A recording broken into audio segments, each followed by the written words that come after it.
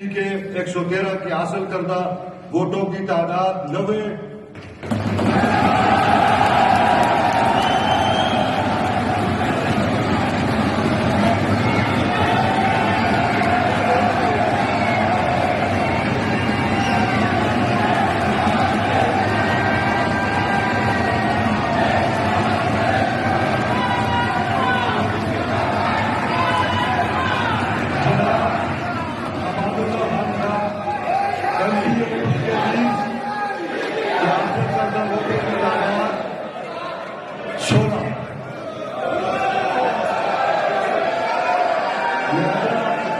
नतीजे के मुताबिक जनाब अली अमीन खान गंडापुर MPA वजीर आला के इंतखाब में